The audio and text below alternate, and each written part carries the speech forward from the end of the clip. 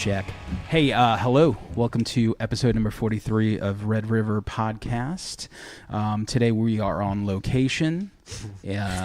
Somewhere in... Took the show on the road. Yeah, we took the show on the road because I figure why not? You know, sometimes you got to hit the road to spicing things up. And today we are in East Bumblefuck. We're talking to a friend that I've been friends with for a while, and we finally got her on the show. Her name is Michele Rizzo-Berg. Hey guys. What's happening? Hello. Hey. Welcome to my house. All right, so the last invitation I got, you were in the apartment. Yes. Which looks like four of those.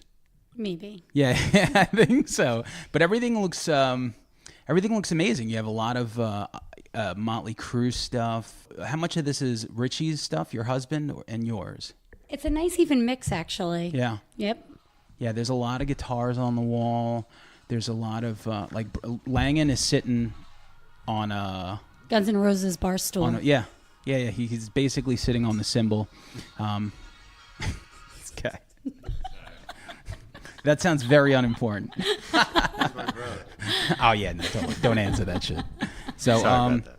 This is a super rock and roll house, and today, you know, we got a chance to catch up, talk. We're hanging in our music loft. Hanging in the music loft. You know, a lot of people that don't know, you're in charge of the Bolton Center where we do the movies out of. Yes. So we have that cool marriage. We'll get to that. But to me, you know, it takes a village.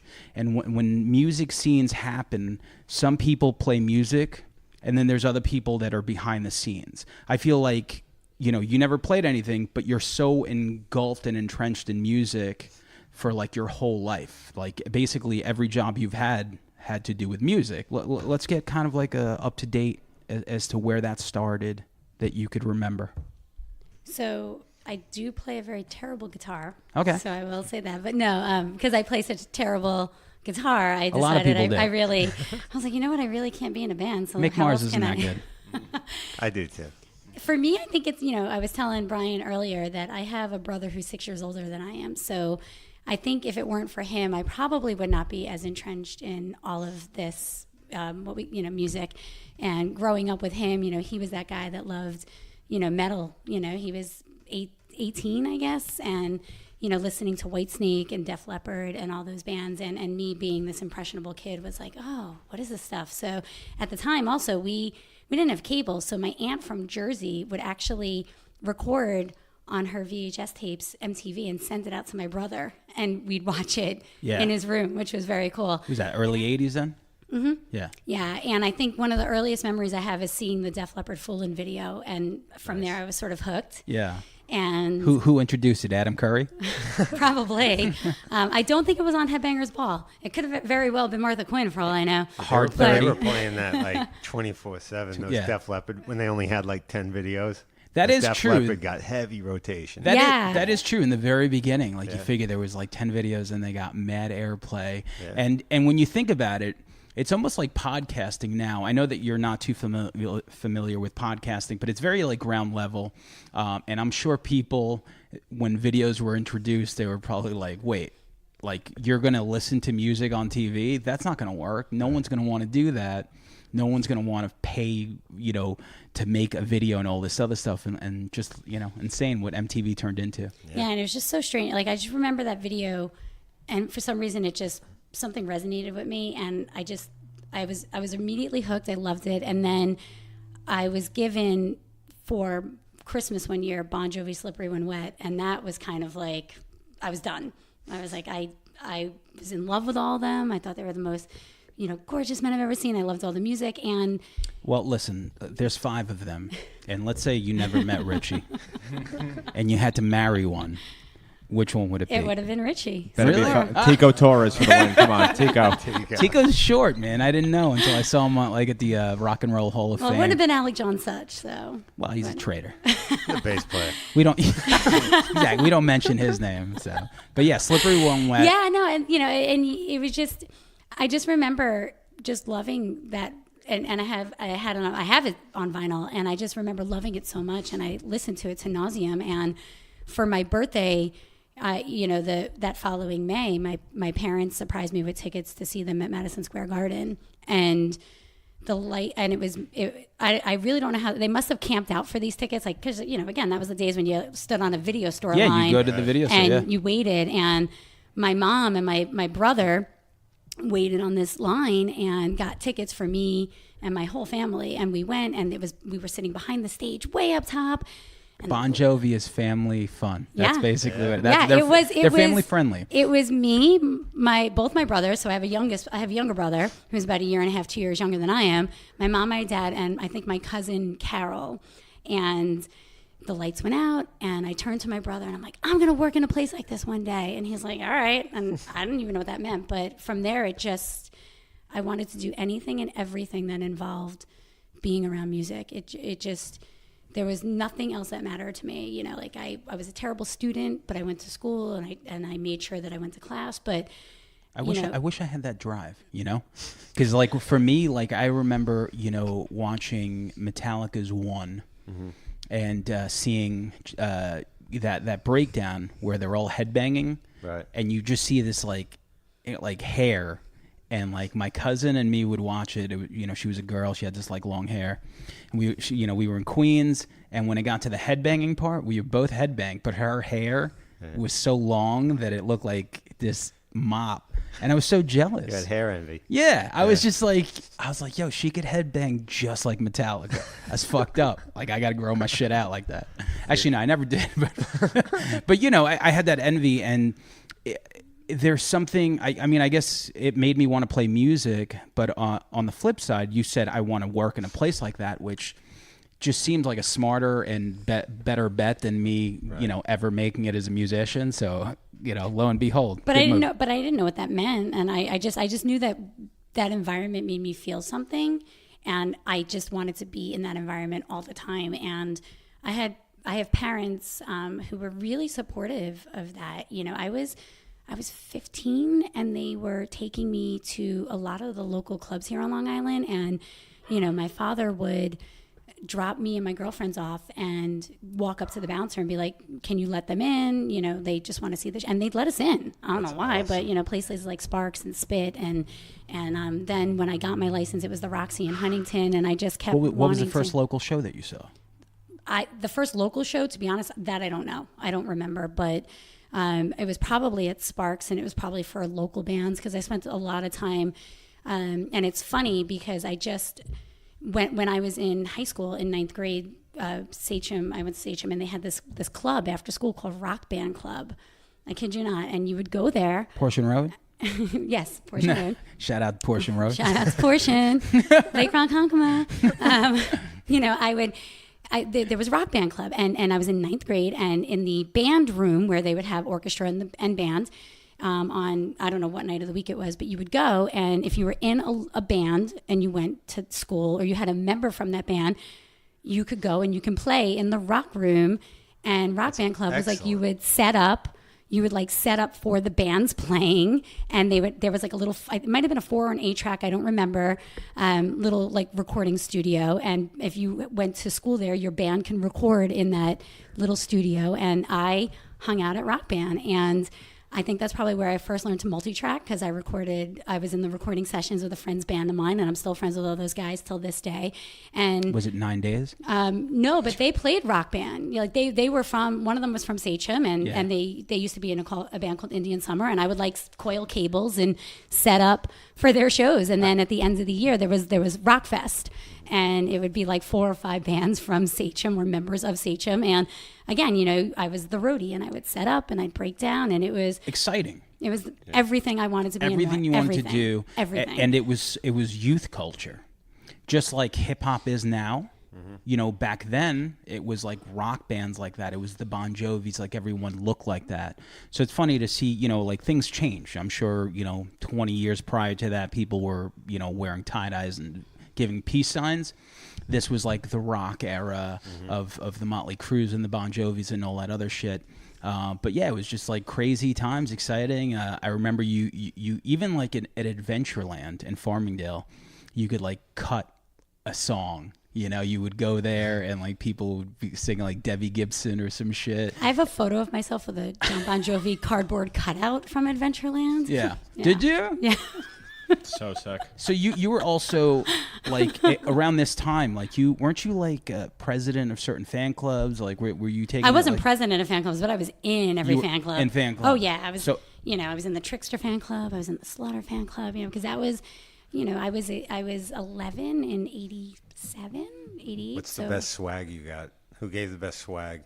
Which fan club? Probably the Slaughter fan club. I've Yeah. got things like notepads and. Got a few locks of Blast Elias's hair, maybe? Yes. yeah. Do you know he does Absolutely. the Blue Man Group now? I think. Oh yeah. Do you know that? He actually was just on tour with Trans-Siberian Orchestra. He does the West Coast. Yeah. I feel like every band every member from every band that doesn't really play that much ends up in the Trans-Siberian, like whatever the Or fuck they Blue are. Man Group. Hey, The guy from Primus is in Blue Man Group, right? Yeah, yo, let me tell you, drummer? the cousin that I just Tim mentioned, Herb? Tim Yeah, Herb, that dude. the cousin that I just mentioned, she had a big crush on Bless Elias, so shout out Who to him. didn't? yeah, fucking straight up. Parker. I mean, Mark Slaughter was always my guy, but I can't deny that. I got the belongs. Blast instructional video at home, man. Do you Shit is really? fucking- oh, yeah. And I will Oh, yeah. say he Oh, yeah. still looks good. Yeah. Did you put the mounted drums behind you? Dude, on I your love kit it at home. I mean, Don't the stick it to you. the Didn't know opening what it said? thing, he was just saying, he's just like, the drummer never got the praise that it should. So he used to fucking elevate his toms and the double chinas and the fucking stick twirls and everything, just so everybody would watch him. Michelle doesn't even have that video. I know. You could borrow it. Don't worry. I skipped out on my SATs to go see Slaughter at a place here in Hop Hog, the Jukebox Cafe. They were doing a, For the first record? yeah, I think it was first I could tell you. First record was huge. Oh, yeah. And I remember I actually, I lied and said I had a death in the family, and I legit skipped my SATs and went and saw Slaughter. And awesome. Blas Elias signed my arm. I have a photo of it. Oh, You said God you had damn a it. death in the family, man. That if I'm anything, telling you, pull my that parents card a were couple very, times. very good. you know what? Like, if any, that's the real shit right there. How many not many people would fucking fake that except a real fan. My doubt. mom, You had God bless tunnel her, vision. she used to make fake IDs for me and my girlfriend, so that when when one of them did get a license and we were still not of age to get into we weren't 18 but we could drive because we were 17 or what have you. Right. She would make fake IDs for us. Yo, and we shout would- out to Rose Rizzo. Awesome. She's the Come on, best. awesome. Really, I got to tell you, if it were not for her, and they were just so supportive. They really were. And Was your mom like you back then? Yes, like, of course. growing My up? mom would, used to chase the Beatles and, huge Elvis fan. So growing up, she used to joke around that, she loved seeing me do all that stuff because it reminded her of I thought you were when going to say did she all that. loved seeing Elvis marry a 14-year-old. Probably not. Oh, okay. But, it was very different then, I think the music scene and the way that we responded to artists, I don't think it's the same. I don't know why, but I think it's. I think everything's different. because Everything's different. For us, we don't feel that way, but to some 15-year-old kid, that's who we should be asking. Like, how do you feel? He probably feels the same way you do. It's just on a different level. Right. It's when people our age try to decipher it, it's like, it's like my mom trying to figure out, my thing at 15. She just wasn't going to get it. And it's like, I don't understand what 9 Inch Nails is. This shit's noise. Yeah. I want to hear Donna Summer, whatever the fuck my mom had the worst taste in music. So.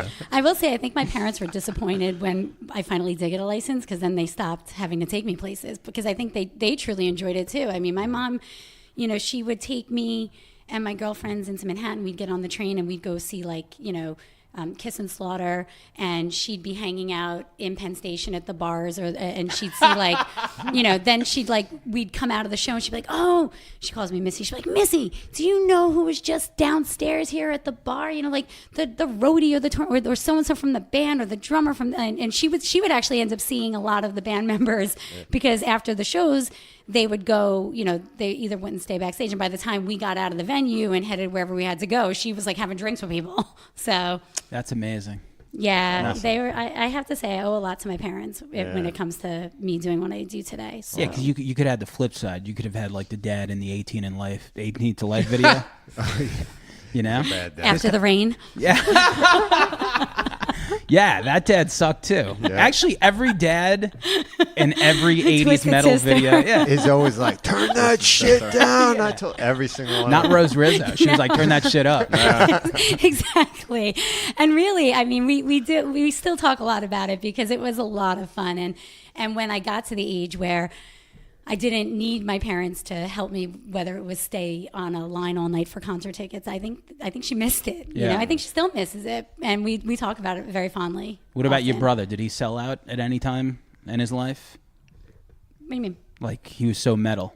Oh, no, I mean, you know, Did he cut his hair and start listening to like New Country or some shit? No, he still listens to, you know, probably not as much as I do still, but I took him. Where did I just go with him recently, or what did he? Oh, he just went and saw Def Leppard, so Cool. he's still Okay. Where was rocking that? it. So keeping it real. I think it was last year at Jones Beach that he went. Oh, I wanted to go to that. I didn't want to go to that. I think we had that conversation. fan? We Didn't did. they played with Poison? Or I think so. Okay. I'm not sure Why didn't you want to go see Def Leppard? because I didn't want to go see Poison. Oh, Good answer. interesting. Yeah, Poison was opening, right? I think it was a course. co-bill. Yeah. Really? I think they played probably the equal amount of sets, but Yeah. I'm over Poison. Are you? Yeah. I was a fan of Poison, but I didn't love Poison. Like there's Sure. songs that I love, but I could do without it. You know, like if I hear two songs, I'm like, I'm good.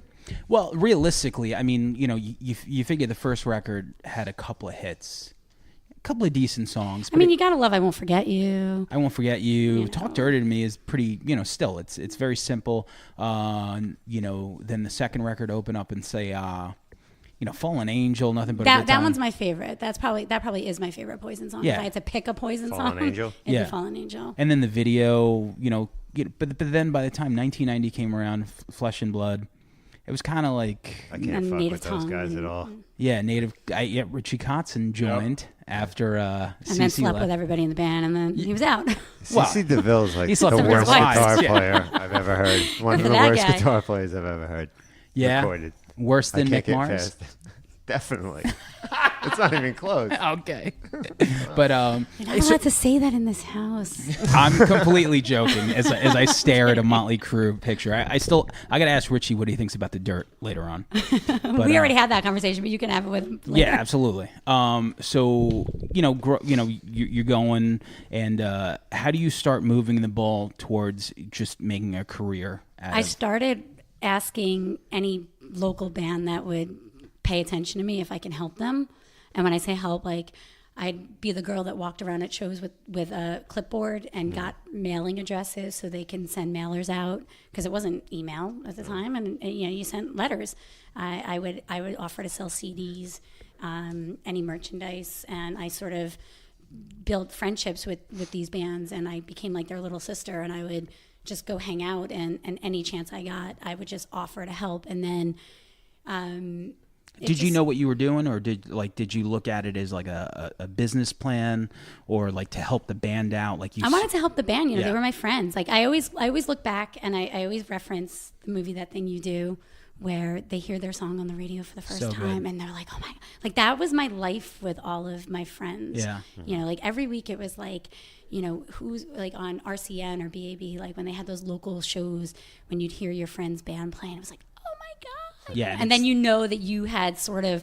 Not so much a hands in it, because you obviously didn't make the album, but you know, you sell their shirts, or you help them with stuff. Like it was, You did. It was very, Absolutely. you know, it was exciting, and it was just what I did, and you know, being, you know, I never pulled the like, you know, I am female, hear me roar, but you know, it was tough being a girl, and you know, you always got assumed that you were either somebody's girlfriend or somebody in the band wanted to date you, or you wanted to date somebody in the band. And for me, it was, these guys were my friends. Like my mom used to laugh because, again, when I got to the age where I had friends that drove, and I knew people that were slightly older than me. You know, there'd be like 4 or 5 guys rolling up to my house, and she'd be like, "Do you have any friends named Jen, or any friends named like Melissa?" And I'm like, "No," you know, because it would be like, you know, Eric and Dennis and Joe, and they'd just bring me along with them, and I would just go and sell their stuff, and they'd bring me home, and it was like I had 5 other brothers all the time, like in all these bands that I would hang out with, and it just kind of went from there. And then when I decided that I really hated school, I graduated 6 months ahead of my class, not because I was smart, but because I always went to class and how do I get this over with quick? Yeah, I always went to class and I had enough credits to graduate. So I graduated 6 months ahead of my class and went right to college. I went to Five Towns because I wanted to be in the music business in any way I could. So I decided, Five Towns is it's a school in Dix Hills here on Long Island for music business and music education. Too. I think we crossed paths. I think we were there at the same time. We might have. I started in '94.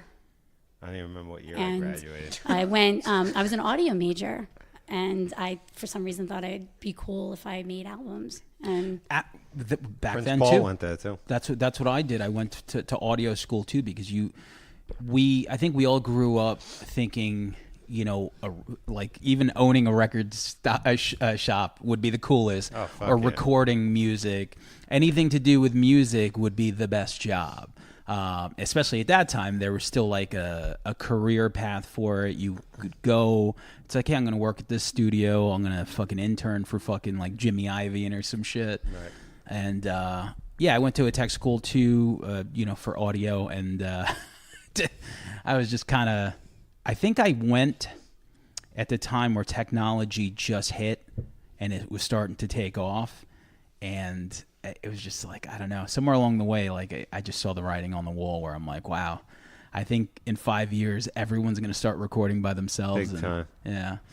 I remember that like MIDI lab that we had to like sign up for. I had to get like weird hours because everybody's cramming in to work on these computers they have. But like what you were saying, like pretty soon, so do it all yourself. Yeah, pretty much. In 94, you said, right? 94? I graduated high school in 94, and that's when I started college. Okay. So the music scene was pretty different then, too. Like a lot of the bands that you grew up loving kind of either switched styles. Like that was the year the Motley Crue self-titled came out without Vince Neil. And everyone kind of either stopped playing or changed their sound. Do you remember that? Probably not really, because I still listened, but I also ended up listening to other things and different kinds of music. I was that girl that ended up really liking singer-songwriters, so I ended up listening to guys like Edwin McCain and things like that. And then, of course, there was the bands like Live and Gin Blossoms, and so I always listened to, I still always love the hair metal or the glam metal, but I listened to bands like, then it was Stone Temple Pilots. So it was things like that. So, but I never thought like, metal's dead or glam is dead. Cause it just, I still listened. I didn't really care, if no one else was listening to it. That's true. I didn't care either. I really didn't. And and obviously I still don't. But like when Vince Neil left the band and John Corabi joins, you didn't feel any type of way?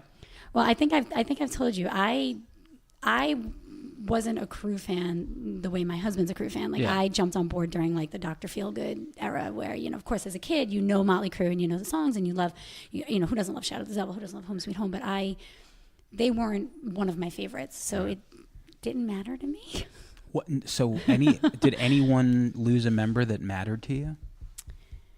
Only when Richie Sambora left Bon Jovi, and that wasn't in the 90s. Let's talk about that for a minute. So he never came back. What was the reason that he left? Probably just because they just did. I'm not Richie Sambora. I don't know. No, but I'm saying he never came back. He never gave like a statement about it or anything. It was just. I think there was talk about, obviously he's had substance abuse issues, but who knows if that was it or if it was just he got burnt out. I don't know. They don't really talk about it. They don't. They don't actually. I read Lita Ford's book, and she got both of them. Nice. John and Richie. Nice. So maybe it has something to do with her. Yeah. It was beef. Maybe. I want to throw it was, but let's throw that rumor out there for sure. She got hers. But and that's a band that really started changing their sound a lot, right? Aren't they essentially like a different band? They're not even like the same band. You're talking about like now? Yeah. Huh? Completely. Like they walk the line of like country almost. Yeah, I was going to say they kind of do that like alt country sound. But they started that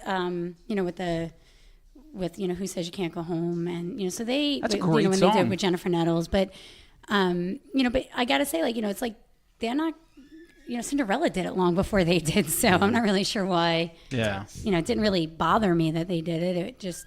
Does anything bother you? Sometimes, All but right, good. Just making sure. But Yeah, just going. So from Five Towns, what do you do? I graduate, and then I get a job 5 days later at the Westbury Music Fair as their secretary. Nice. Yep. Wow. What did that consist of? I exactly? actually went there. I got a call from the Career Center saying that they were looking for somebody. They needed a marketing assistant. And the woman at the Career Center was like, go in and interview. I'm like, I don't know shit about marketing. I'm like, I don't have a marketing degree. I'm like, I have a business degree and an audio degree. She's like, just go interview. You need a job. It's like, all right. Nothing like, being unprepared. So I go and I interview. And it was right at the time when Westbury Music Fair was this mom and pop organization. And they were just purchased by Delsner Slater. And of course, as a kid and you go to all these concerts, whose name is on every ticket? Right. Ron Delsner or Ron Delsner Presents or Delsner Slater. So, of course, I knew who they were and I knew what it was. And I remember sitting across from the marketing director in the interview and he's like, oh, we just got purchased by a new company. I'm like, oh, I know. I think Miss Know-It-All. I'm like, Delsner Slater and all my concert stubs. And, I was acting like I knew everything except what he wanted me to know, which was marketing. Even though I interned at a couple of rap labels when I was in college. Yo. Yeah, Really? I'm not Where? kidding. I worked Which at so it was Priority? Relativity. No, it was Relativity Records, and it was right when it switched over from hair metal to 8-Ball and MJG and Bone Thugs and Harmony, and So terrible shit. But It's an interesting shift. yeah, but there. what's really funny though is that like when they were going through like this shift, they were trying to get rid of all of their hair metal shit. So like they used to give me all these like negatives from like photo shoots of like Steve Vai and like Shaka Messiah. I don't have them anymore. I'm not even kidding, but like that was like all these. That was like what was on that label, and like I remember the. I remember Michelle, like we have a box full of Bang Tango bumper stickers. Would you like them? But like I remember she gave them all to me, and I definitely don't have them anymore. But I just. Are you sure she didn't just ask you to throw them out for her? Probably, and I was like, I'm totally keeping these, like like little Steve Vai, like the little negatives from like from his photo shoots. But then I would spend all like the only marketing experience I had was putting together Bone Thugs and Harmony press kits, and back then it was like the big folder, and you would take like the press sheet, the 8x10, the quotes, and then like whatever other crap they'd stick in there, like a sticker, and it would be like an assembly line of like filling all this stuff, and that was send the radio stations and whatnot. Yeah, and then like I would have to label them all, and then I got did like the same exact thing at Island, except we had Insane Clown Posse at the time. That's what I was stuffing envelopes with. So like that was The great legit the Malenko. only marketing experience I had. And I just remember sitting in this interview, and he's like, so do you write press releases? I'm like, no. I don't know why I'm here. When we first met each other, like Michelle and I, we just kept like telling each other like obscure metal bands for some reason. Like we would just text each other. We try to out hair metal. Yeah, yeah, because we listed everything, and then we would like. off. Yeah, we would like run out, and like I would text her, and I would write "Sleaze Bees, I win," and I'd be like, "Kick Tracy, I win." 21 Guns, I win. But this would like, I'll be our only conversation. Would be like one, like a band name. I'll think of something. This was before like Google was really popping. You didn't. Yeah, you and didn't, then I'd respond with Test like a the song skills. from whatever band he mentioned. He's like, "God damn it." But I Sleaze would- Bees was just like That's great. I haven't Shotgun heard that. Messiah.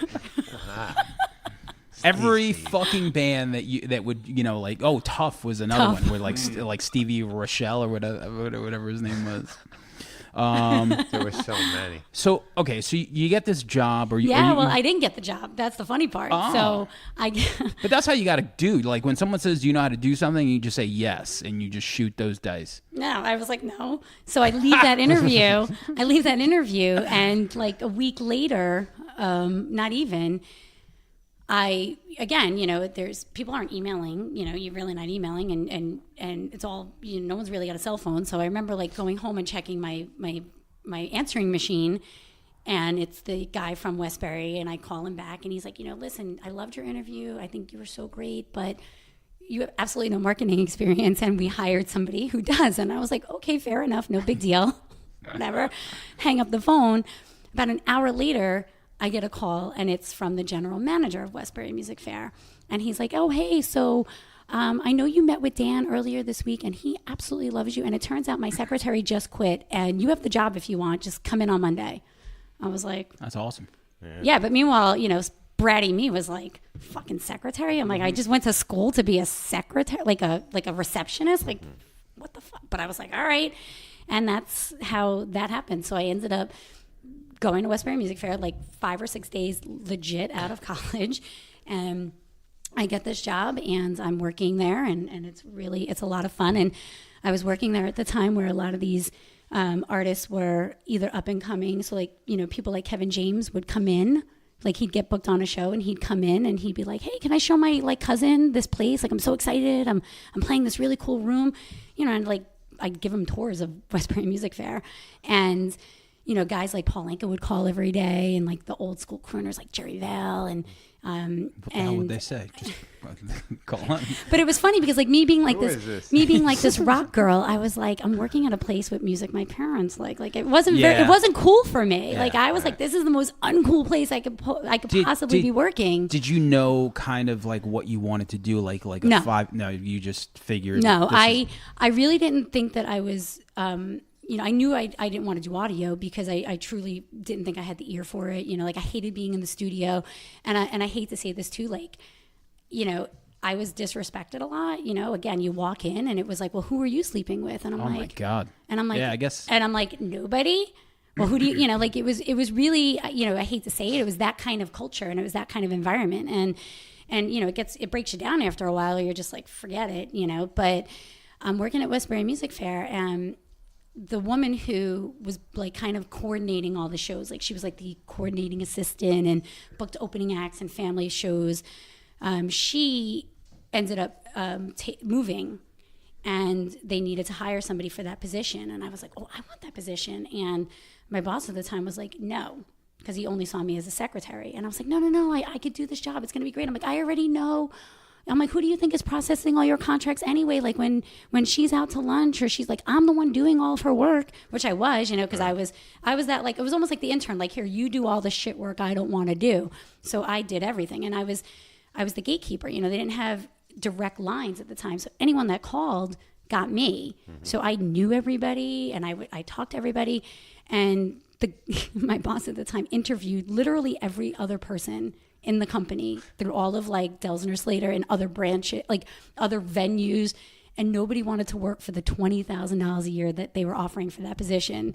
And then it finally came to me. Nice. And then I ended up being the talent coordinator at Westbury Music Fair, and I had that job for close to 3 years before the Coliseum called me. Yeah, the Coliseum, because that's where when we met. That's when we met. You were working at Nassau Coliseum, and what was that job like? That job was hell. I hated every ounce of that job. I hated every single person that I worked there with. Yeah, shout out to Nassau Coliseum. Yeah, right.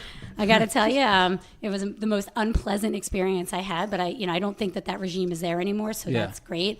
But my job there was really, I booked a lot of the exhibition hall stuff. So the Children's Expo, the circus, Disney on Ice, and then I would spend a lot of time on the phone with both promoters. So a tour's going out, and I'd get a phone call from one promoter going, hey, do you have the string of dates? Can we hold them? And then 10 minutes later, I'd get a call from the other promoter. Hey, I need the string of dates, because they would be bidding for the tour. And, for this, for whatever. What are some cool shows that you remember that went through there? When I was there, like Justin Timberlake was big at the time. Not Blink-182. Oh, I don't remember. I mean, Metallica. I did a couple Metallica shows there, I remember. And you get to hang out, right? Show plays. I got to hang out. I was fortunate enough. Is Lars a dick? I don't know. I haven't met Metallica, but they're like, haven't met them. You can make it up. No. But I also, when I worked at Westbury Music Fair, I spent 3 years at Jones Beach. That was fun. Yeah. I met a lot of people at that job, and that was another job I got on accident, because At the time, before sponsorships were super big, and when sponsorship was really coming into play, Levi's wanted, I guess, sponsored something at Jones Beach, and there was a stage that they literally put in front of bathrooms, in front of Gate G, and they called it the Levi's First Stage. And the bands that played on that stage legit played like before doors opened or something like that, or like they would open the doors at like 5 and the band would go on at like 5:30 and the show would start at 8. And, Were people still like sweeping? And the idea of the stage was they wanted local talent. And at the time, Jones Beach... Hey, let me get you on to play to 2 people. Is this cool? Yeah. And at the time, Jones Beach had this general manager who they brought in from North Carolina who was supposed to book that stage. But he's like, I don't know any local bands. And he worked in the fall. He worked out of Westbury Music Fair because that was at the time that they again like Live Nation or Clear Channel, just sort of like took over whatever company, and then they also took over Jones Beach. So this general manager was working out of the Westbury Music Fair offices, and he was just some guy from North Carolina, and he's like, I got to book these bands. I'm like, I could do it. And he's like, okay, but I can't pay you. I'm like, I don't care. And I had to go and persuade my boss at Westbury to let me leave at like 3 in the afternoon. Because like, I'd be like, can I go do this? And he's like, really? I'm like, but come on, it'd be so fun. And so I would like go to Westbury from like 10 to 3. And then I'd roll out to Jones Beach and get there at like 3:30, 3:45. And I'd book all my friends bands on that. Like, it was very popular for a while. Yeah, you would book here you are, basically what you wanted to do maybe like 10 years prior to that, which is to basically help. Now you've infiltrated, the system and you're able to really help on that level to get, your friends to some and they didn't care that they were playing in front of a bathroom. They were like, oh shit, we're playing in Jones Beach. Like, it doesn't matter. It did not matter. Like, it did not I'll play there tomorrow. Matter. Yeah, like nobody cared. And it was so fun. And that was the first year I did it. The second year, booking agents started to get smart about the stages and started to realize they existed. So what they started doing was when they'd book the tours, they would book their baby bands and say like, well, if my act is playing Jones Beach, we want this smaller act to play on that small stage. So it wasn't as many local bands, but then I was working with bands like Lifehouse and Jason Mraz, and they would play on these stages and they'd come back like every couple of shows, like depending on what tour so I did like 3 or 4 shows with Lifehouse at the time when no one knew who they were. Jason Mraz, still don't. But I mean, but at the time, joking. at the time, Hanging by a Moment had sort of just broke, and huge song. And here they are, like playing in front of a bathroom. Now, what was the better band, Firehouse or Lifehouse? Ooh, they both have those love ballads. But I would have to Don't Treat Me Bad was a good song, though. I'd have to go with Firehouse. Yeah? Okay. All right. You had better hair. For sure. That curly hair. Yeah, when me and Michele met, I don't know what happened, but I went to go see Saw. Okay. When we first... I don't like horror movies. Why did you agree to see Saw? I didn't know what it was. Yeah. I guess that was my fault. Yeah, and I think that I was like out of a relationship, and I was like, I wanted friends, I wanted to hang out, and I was like kind of mopey, and here's my friend Sam, like, come to the movies with me. Yeah. Okay. Come see Saw. Fucking asshole. In my defense, it was the first. It wasn't like it was Saw 7 where I knew what I was getting into. Could have been a documentary about like power tools and hardware. And when we watched it, and I just remember leaving there, she's like, I fucking hate you. I was like, I'm never talking to you again. I'm not your friend. Because I am like a big baby, and I do not like, my husband loves horror movies. Like, he'll watch all that crap. I should have taken him. You should have. But like, legit, even like if we're home, like he'll watch all that crap when I'm at work because I just will not do it. I love that story. Can you explain how you met him? My husband? Yeah, your husband, and later on met him again. So I was that kid again, hanging out in the bars and the clubs. And I think Ritchie and I met a very long time ago when I was about 16 or 17 at Sparks. Ritchie, we met at Sparks, right? The Roxy? Phil Lewis, the Roxy. See, my husband knew. I have memories of meeting him earlier, but either way. So we'd always remain friends, and we'd go see all these shows together. You know, he was a big Warrant fan, and as am I. So like, you know, when we were younger, we would just meet up with like just groups of people. Like majority of the people I hung out with were men. I didn't really have a lot of girlfriends. So, you know, again, my mom's like, really, Michele? Yeah, which is weird because, I mean, like, all those bands that you like are very girl-friendly. It wasn't like you were going to see Exodus. I don't know. Like, I had, all my friends were guys. Like, I was like everyone's little sister. And I was also the one, like, always, you know, never, you know, I was always single. And I was always, like, I'd be the girl that they'd come to. Like, if a girl was bothering them, then I'd be the girlfriend. Oh, this is my girlfriend, Michele. No, I'm not. Yeah, you are. Yeah. Okay. Like that was me, like with every friend. So we met. Yeah. I was like the honorary girlfriend when they didn't want to hang out with a chick at a bar. And we just like always stayed friends and we always hung out with one another and, you know, all through the years and met up at shows. And then, you know, you get older and life changes and we lost touch for about 2 years and I came out of a really terrible relationship and then we got reacquainted at a Sebastian Bach concert. Of course. And it was hair metal bliss ever since. Yeah. Yeah, awesome. I will say, like, I partnered very well. Yeah. I did. Yeah, I mean, if you marry anyone at a Sebastian Bach concert. Well, we didn't get married at a Sebastian Bach concert. Listen, for the sake of the podcast, that's what happened. Yeah. Got down on one knee, or proposed to. We did get engaged after a Bon Jovi concert, though. All right. But not at the concert. Was Ritchie playing guitar? No. You know what's funny? That was actually right when that was the year that was when he just left the band. And I didn't sell my tickets because I was like, you know, I guess we'll still go. And I was so mad the whole night because I was like, this sucks. And it's not him. I was like, it's not Ritchie. And then I remember like we went to that show and it was just like I was so upset about it because I was just like, it's never going to be the same. And I had tickets for a show like a couple months later that the next day I was like, F this. And I sold those tickets and I have not seen Bon Jovi since. But who stepped in for him? Who played? I think it was just who? Is it Phil X, Ritchie? Bon Jovi? Phil X, yeah. All right, let me Google Phil X. Should have just had my husband up here with us. Yeah. We got to ask him. Phone a friend. So, yeah, get him up here actually, because I want to. No. He won't do it. Okay. But anyway, I thought that was a great story because I saw the pictures. You posted some pictures. We have like the before and after from when we were 17 to, you know, photos of obviously of us current, which was fun. Absolutely. So, yeah, a lot of fun. So yeah, moving forward, you know, you ended up leaving, you know, Nassau Coliseum, or you got fired. I got fired. That's right. How'd that happen? My boss hated me. He must have really hated you. And I really hated him. And what did you do to get fired? I didn't do anything. We were like oil and water. When I got offered that job, I turned it down.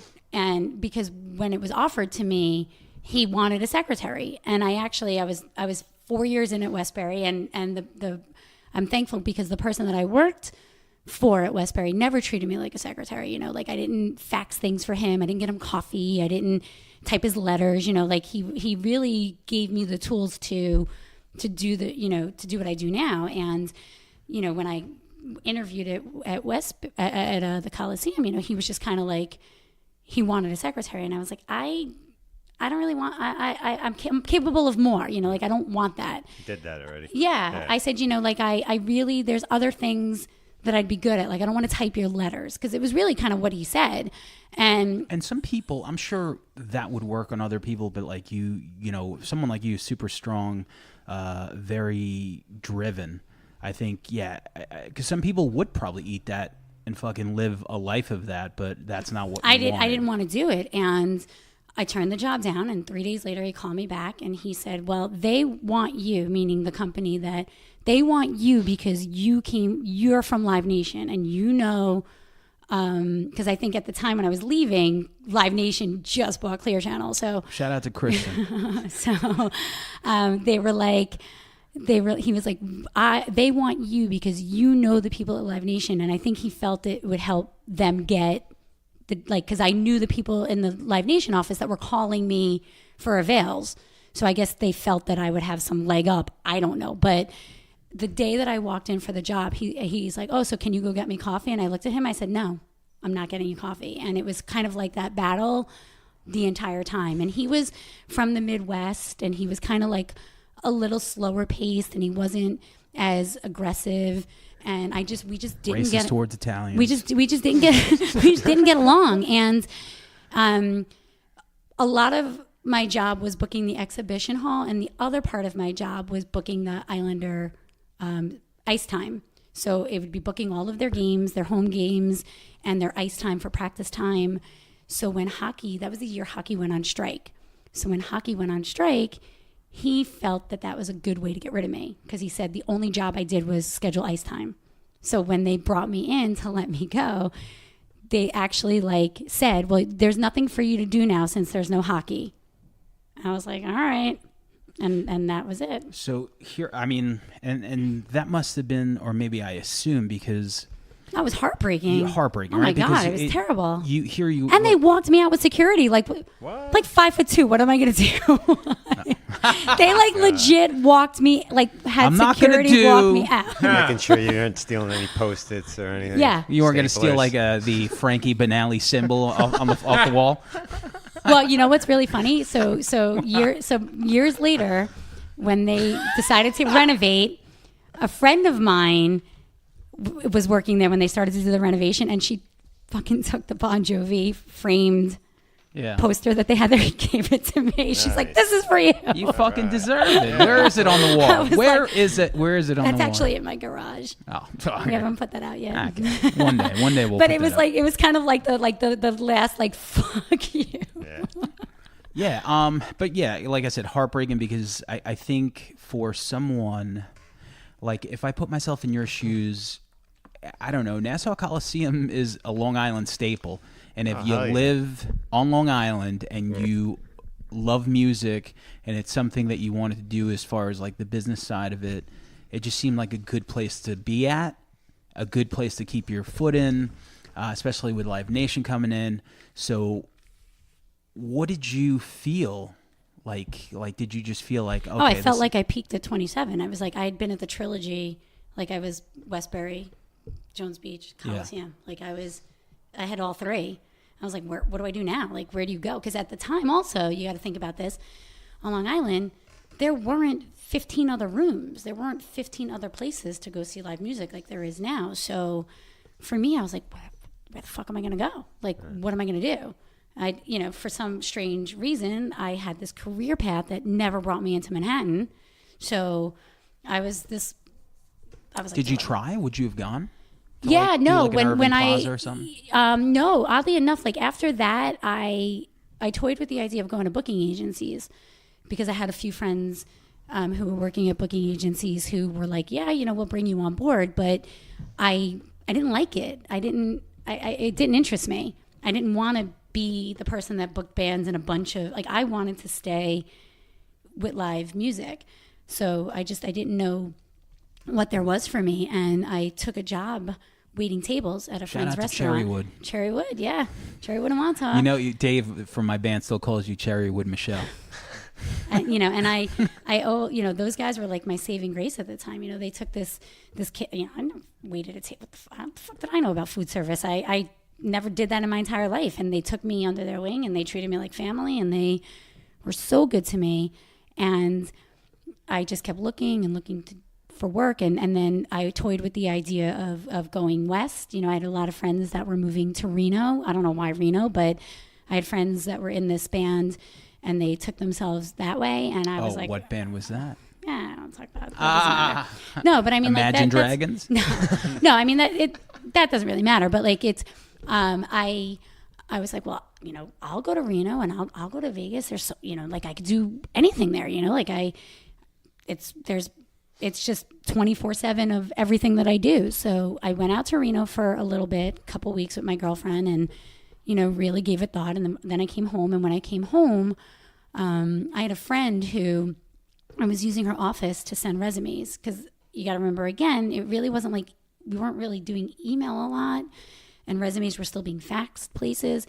And I was using her fax machine. I can't wait to get to the part of the story where we use email, because I feel like we haven't been using email. But you gotta remember, this was 15 years ago that I started working at the Bolton Center, and wow, time flies. Yeah, holy shit. It was 2005 that I got that job there, so 2004ish.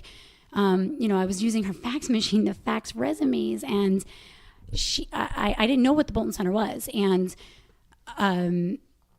I come back from Reno and I get a call from this woman, and she's like, "Oh yeah, I got your resume." I'm like, "Oh, excuse me," and it was for the Bolton Center. And I call my friend Beth, and I'm like, "So I got a call from this place." She's like, "Oh yeah, I sent your resume there." I'm like, "What?" And she sent my resume to the Bolton Center, and I went in and I interviewed, and they sat me down, and they were like, "Well, it's really weird because we have this theater and we're a nonprofit." So I'd never come from a nonprofit sector. And they were like, "We didn't know that there was somebody like you who does this kind of job, because we were gifted this theater, and the person who's currently programming it for us is a volunteer." And in nonprofit world, volunteers are people who obviously volunteer their time. They're vested in it for the community, for the better good. And they were like, "And we would really prefer that our volunteer doesn't do this anymore because they have other things to do. Like we'd rather their focus be on other things and not this theater." And they were like, "And we got your resume," and it was sort of like right place at the right time. And they didn't really know what to do with me. And I went on 9 interviews for that job. And they brought me in February, and I got the job July. And it took, so it was 9 interviews. It was like first the executive director, then it was the executive director, their assistant, then it was like the one person on the board, then it was like the chairman of the board, then it was the entire board of directors, and it was, then they had to create the position. There was no position. They didn't even know what that position was. So because what was the theater doing before you got there? It was doing stuff that I was doing, but on a little bit of a smaller, like they were doing singer-songwriter stuff. They weren't really doing full band productions. They were doing a lot of esoteric stuff, like very cultural arts driven. And then some of the 70s singer-songwriter stuff that the volunteer was programming at the time. And they took a chance on like this 27-year-old kid that time I bullshitted my way in, and I was like, they were like, "Do you know how to do this?" "Yes, I do." Yeah, because at that point you're like, you're thinking like, fuck it, like, what's the worst that could happen? I was like, what's gonna happen? You're like, what's the worst? Fire me? Yeah, and I had, I at that time I think my resume was fairly impressive for some, and I had a really good list of references, like, and they called every single one of them.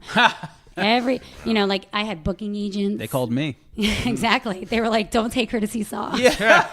But in all fairness, we did go see Crash, which was great. That's a good movie. And then we saw Napoleon Dynamite as well. Right.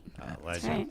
Probably the 3 times I've ever been to the movies. I made up for it. Yeah. So and then, I've been there 15 years now. Yeah. So doing your thing there, and, somewhere along the way, we decided to mesh the podcast with the venue, and show some classic movies.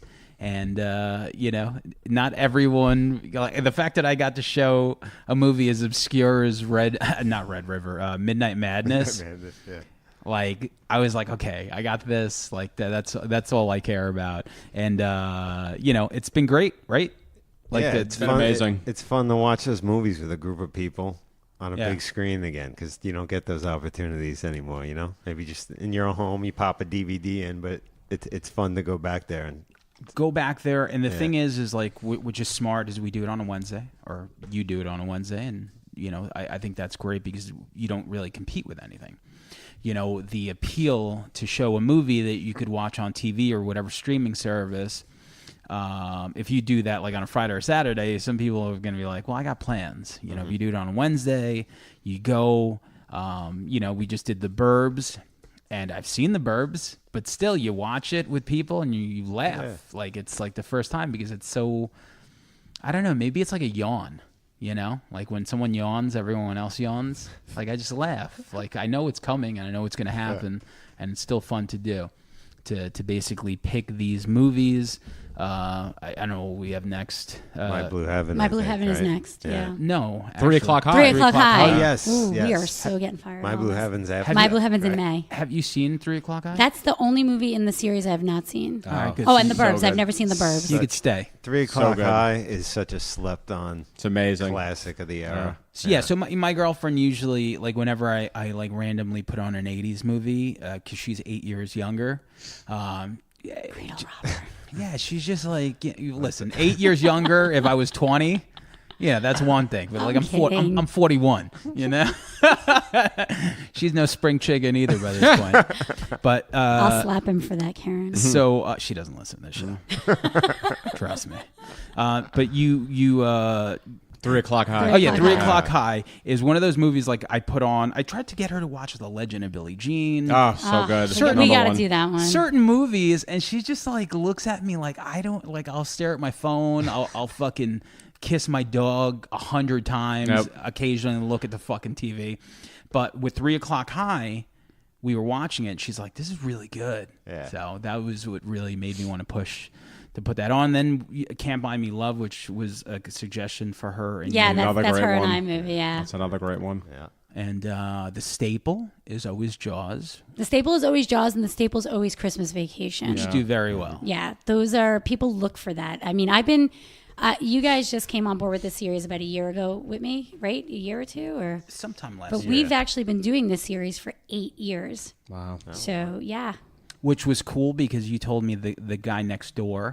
Yeah, so it originally developed with a guy named Bobby G, who owns the Cortland and South Shore Dive. Yep.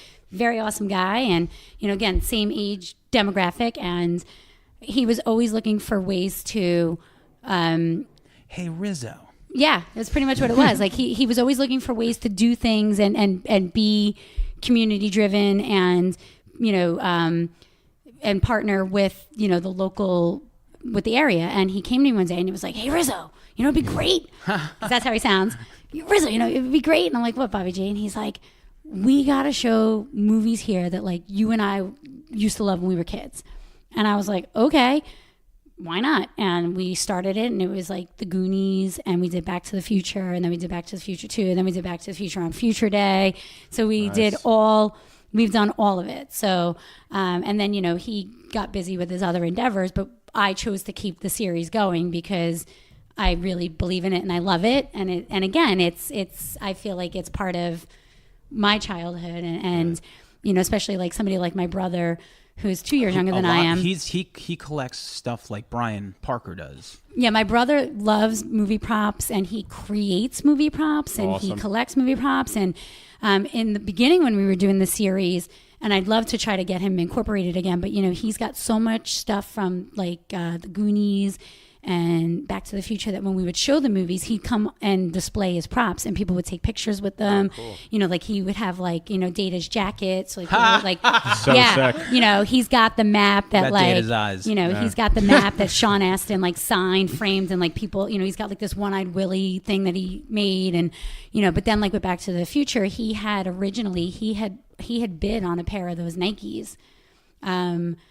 And he had them for when we did, I think, Future Day, and people came and took pictures with them, and then he sold them. But, he loves all that stuff. So I'd love to get back to start doing that again. But that series has been going for a long time. Wow. I don't think people, I think, just assume we just started, it just started up. But we've been doing it for a while. And some just became so ingrained in who we are that we just keep doing it, like Jaws and Christmas Vacation. Yeah, so those those two are make always sense. and people, they ask for it now. They're like, "When are you showing Jaws? When are you showing Christmas Vacation?" The same fucking month we show it every year. All right? You haven't figured out it's fucking July and fucking December? Jesus Christ. But that's a big one for us. We love them. Does your brother watch the Goldbergs? Because He does. He Okay. absolutely does. Fucking okay, good. It sounds like so. Yes. Because when you were describing those things, I was just picturing like Barry or Adam from like the show, like with Oh, whatever. he is all about. I don't know why I cannot get into that show, but he is all about that show. Really? I hate it. I haven't got into it either. I'm so sorry. Adam's bedroom is like I'm so amazing. sorry. Like I hate it. I hate that show. Is it The Voice? I don't know what it is, and I try. Like sometimes it's on at night, and I'll put it on. I'm just like, I can't. I think it's her. I don't like Beverly Goldberg, Oh. Holy shit. She's and I like, hate the sister. Oh. Yo, Beverly. Oh, for 2. Beverly Goldberg. And I hate I just hate that show. Oh, you hate the show. I just hate the show. That? Listen, Beverly Goldberg to me is the greatest sitcom mom of all time. What? Yeah. Well, jeez. Over Mrs. Seaver, over fucking Mrs. Keaton. Meredith Baxter Burney? Yeah. Oh, yeah. Come on, man. Yo, Beverly Goldberg is the best. She makes the show. Her and the grandfather. So it's funny to hear that. Claire Huxtable? Guy's still fighting for it. Come on. But my brother does love that show. But the series, going back to that, like the series is so great because like my brother now who has kids, you know, he can bring his kids to the, you know, to see it on the big screen the way he did, you know. So like if we show the Goonies or if we show, you know, Christmas Vacation, you know, he can bring his son or his daughter and you know, my brother-in-law, you know, brought my niece to Christmas Vacation, and you know, you get to experience that now with your family. You get to play aunt for a few. I always play aunt. I'm the fucking best aunt. Yeah, it's the best. It's best not to have I your give own them back. kids. Yeah, that's it. That's it. Knock on wood. So great when I'm like, have fun. Yeah, have fun. He's like, yeah, I think your kid shit himself. I'm out. But okay, cool. That's the, you know, up to date, the story of I know how it was we long. met. Sorry. No, not at all. Cool. I know Parker went to a convention this weekend. Any fantastic stories in that notebook of yours? Yeah, I don't know about fantastic. We only want the fantastic. Only ones. the fantastic part. Okay. Well, it started off, I get there, and it's supposed to be $25 for parking, so I give the guy $25. He proceeds to hand me back $5, and he goes, hang on a second, let me get you some more change. So I say, okay. So then he hands me a receipt with $19 more. So I was like, oh, pretty cool. Parking for $8 for $1. All right, I'll take it. Park the car, and I get a text from Dan Tur that literally says, I'm right behind you, but 9 out of 10 times when somebody says, I'm right behind you, that's the same guy that says I'm 5 minutes away, but he's really a half an hour away. Well, lo and behold, Dan Tur was right behind me. He got very upset that I didn't wait for him, got online, got my ticket, and then somehow I totally missed the security booth and just walked right inside. So I meet up with Tur, and he's bitching about the price of parking. And I'm going... Not the price of oil? No, I said, hey, $1 is pretty good. He goes, I don't know how the fuck you got away with $1 because the fucking guy charged me $25. So, anyway. So, I don't know. So, lo and behold, so I get in there, 10:15, doors open at 10. I'm online at 10:15 for my first autograph, which was Felissa Rose, and she's from Sleepaway Camp. She looks like she's half asleep. Does she still have a dick? I don't know, but she looked pretty good. So if she did, whatever. Have you ever seen you see Sleep? Of course. Yeah. Okay. Nah. Yeah. So She's married to that guy and him, right? Still? Oh, is she? No, I think she's divorced twice now. But okay. God bless. Well, that Not is him. that Not is him. CKY. Oh, CKY. Okay. Yeah. That was still the ultimate like reveal. So I'm standing there, you know, annoying this fucking poor woman that hasn't even had like a cup of coffee yet, and I'm shoving the box set in her face to fucking sign. I like that box set. Yeah, and she's, you know, of course, right off the bat, am I from Boston? No, I'm not from Boston. And she goes, Long Island. She's like, that's great. I grew up in Long Island. I'm from Massapequa. I said, wow, so that's pretty cool. I said, I grew up in Massapequa Park. And she's like, yeah. She's like, Oyster Bay. And I'm just like, yeah, I work for the town of Oyster Bay. And she's like, yeah, so does my brother. So that got real weird. And Did you get divorced? Somehow we're related, so that's pretty cool. I think I'm gonna get like a sleepaway like Dick Christmas card or something from her. Now that would be cool. Or what? Yeah. So bounced over to Adrienne Barbeau at the ripe age, probably of 73 now, is looking still pretty damn good. So it was nice seeing her. And I refused to pay $20 for a picture, so that's why that wasn't up there. That's not bad. $20 for a picture, though. Didn't you take a picture far away of her? No, because they get fucking. Was it the lean over the table picture? No, it wasn't. Yeah. Hold your camera up it wasn't even that. They got to let you go behind the Wait table. a minute. Hold on. $20. People are charging so much money that $20 doesn't see. I don't know. I don't know much about pictures or photographs, but $20 for Adrienne Barbeau, who's probably gonna be dead in like 2 years. So it was $30 for an autograph and $20 for a picture. So 50. 50. What if you just wanted the picture? Did you have $20. Did you have to do the combo? Yeah, no, you didn't have to. No. So then I swing around and going back to the Future, so you had Leah Thompson and Biff was going to be there. I think it was one of his first conventions, and both of them have lines. Neither of them are standing over there. And Leah Thompson comes over. Of course, I start drooling because that was my first crush. And she gets behind the table, and I look over, and I'm just like, who is this fucking homeless-looking man in a leather jacket? And lo and behold, it's Richard Grieco.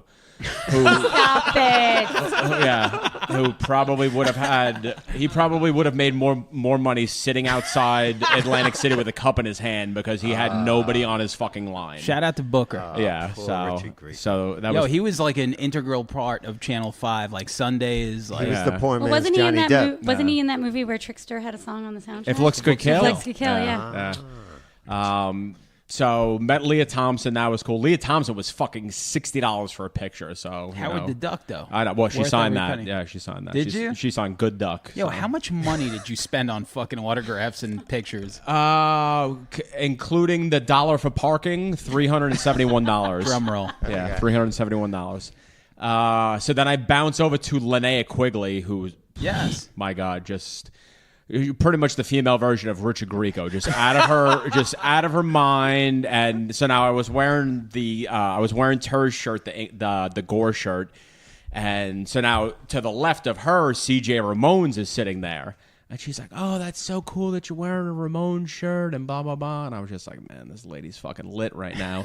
And she's reading the names, and she's just like Savini, it's all the effects artists or whatever. And she gets to Rick Baker, and she's just like, Baker, like cookies? And I'm like, no, I'm like the guy that won the Academy Award for American Werewolf in London. Oh, okay.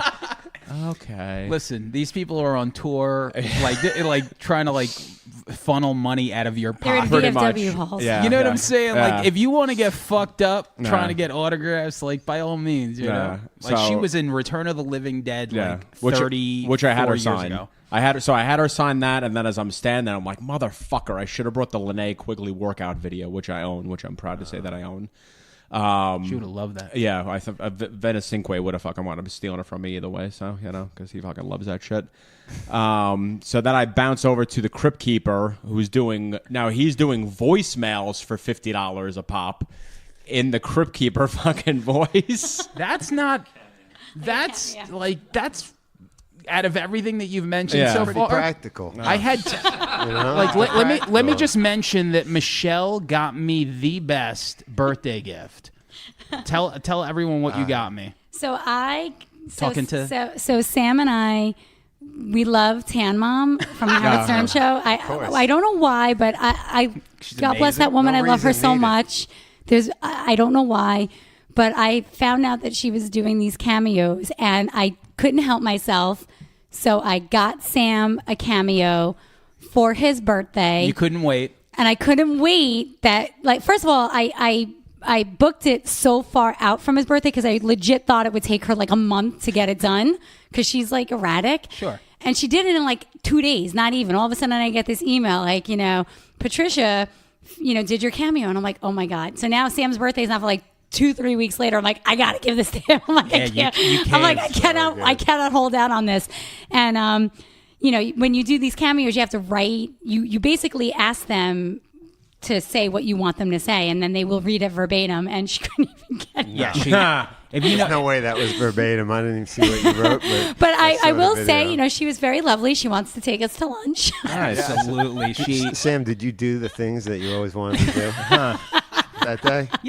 Do the dreams that you wanted to do or whatever she said. It was just I watched that thing probably 30 times. It was great. It was so random. I come home and Richie's like, you really did that? I'm like, I totally did that because I texted him and I was like, I think I'm going to get this for Sam. Yeah. Karen got me sour shoes a few years ago.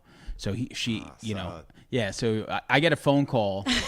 I'm at work and it's an actual phone call? Yes, and I hear, ooh, and I'm like, what? I'm like, hello? And then he starts doing it. He starts doing his sour shoes thing, and I'm like, and I was like, holy shit. I'm like, is this sour shoes? And I listened to the I listened to the phone call, And he kept going. I had to hang up because he wouldn't stop. And I fucking like called Karen. I was like, "Did you do that?" She's like, "Oh, he called you?" And I was like, "Yeah, he called me." You hung up on him. I gotta tell you, wasn't that the thing? Like they just keep him on hold, Yeah, and he'd be doing that he the would whole not- time, and they just pick him up every now and then. He didn't stop.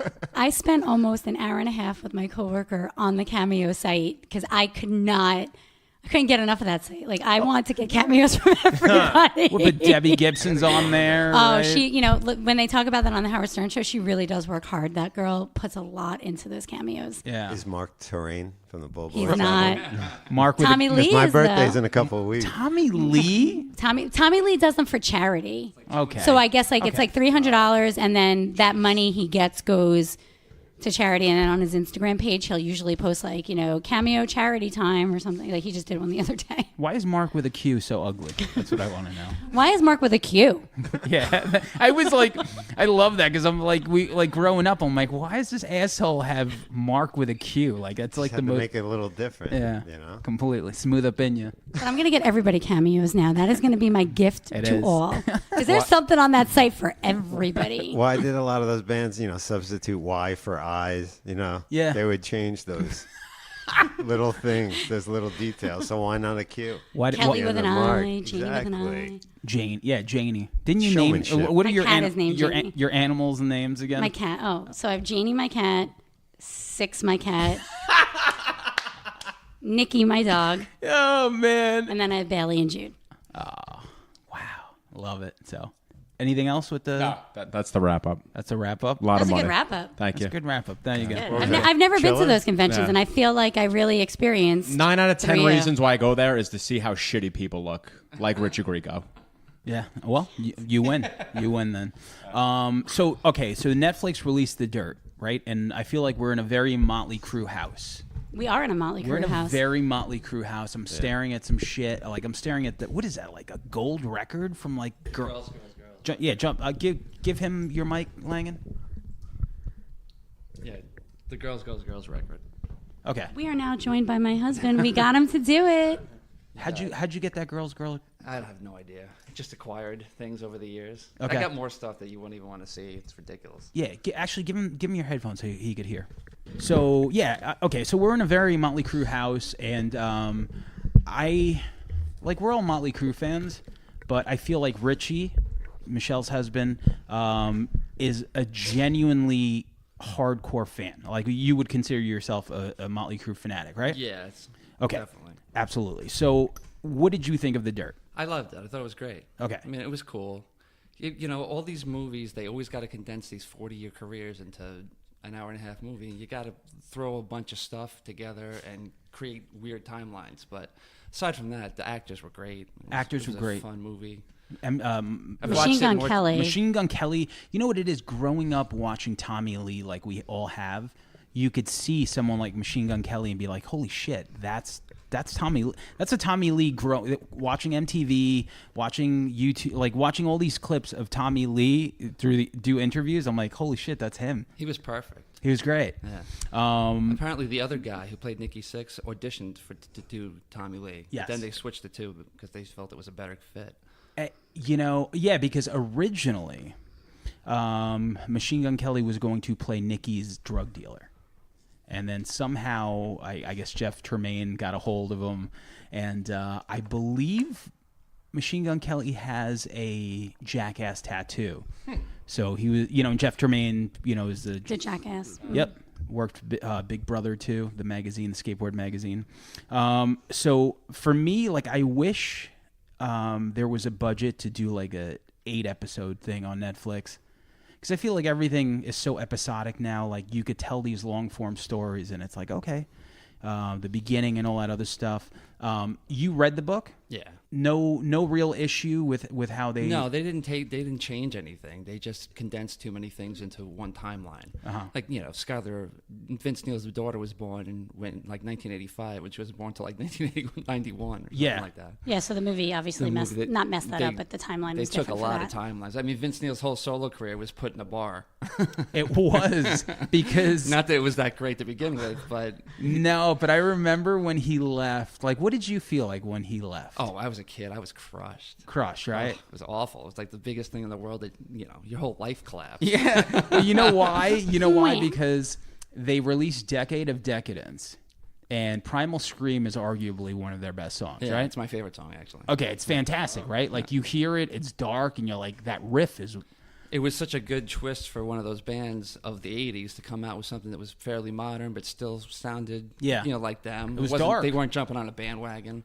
No. It was good. Very much so, and then I feel like, I don't know what happened.